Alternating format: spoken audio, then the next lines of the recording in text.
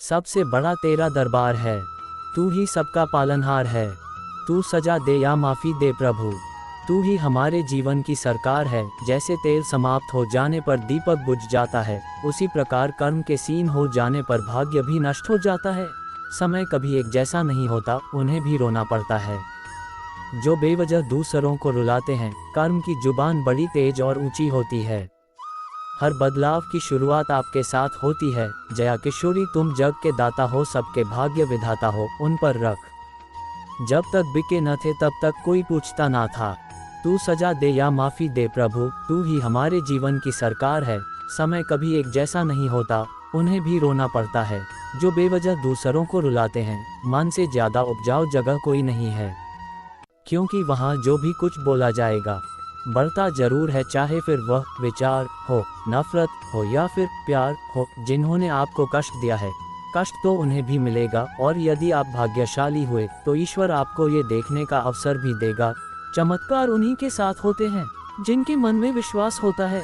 मुश्किलें केवल बेहतरीन लोगों के हिस्से में आती है, क्योंकि वही लोग उसे बेहतरीन तरीके से अंजाम देने की ताकत रखते हैं। जिस परिस्थिति को बदल पाना संभव न हो, उसको लेकर अपनी मनोज स्थिति को बदल लीजिए। कुछ हद तक समाधान अवश्य मिलेगा।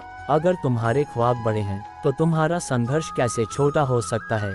जहां अपनों के सामने सच्चाई साबित करनी पड़े, वहां बुरे बन जाना ही ठीक है।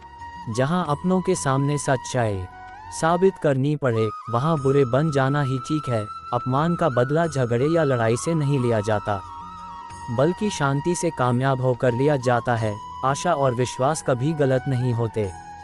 ये हम पर निर्भर करता है कि हमने आशा किससे की और विश्वास किस पर किया। कभी कभी आप बिना कुछ गलत किए भी बुरे बन जाते हैं, क्योंकि जैसा लोग चाहते हैं आप वैसा बन नहीं पाते। श्री कृष्ण कहते हैं कि जो लोग किसी सच्चे व्यक्ति का दिल तोड़कर किसी तीसरे के पास खुशी ढूंढने के लिए जाते हैं, वह अक्सर धोखा खाते हैं।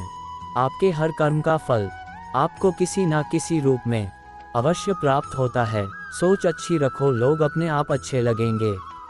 नियत अच्छी रखो तो काम अपने आप ठीक होने लगेंगे। जब कोई हाथ और साथ दोनों ही छोड़ देता है, तब कुदरत कोई ना कोई उंगली पकड़ने वाला भेज देता है। उसी का नाम कान्हा है। प्रेम एक ऐसा अनुभव है जो मनुष्य को कभी परास्त नहीं होने देता, और घृणा एक ऐसा अनुभव है जो मनुष्य को कभी जीतने नहीं देता।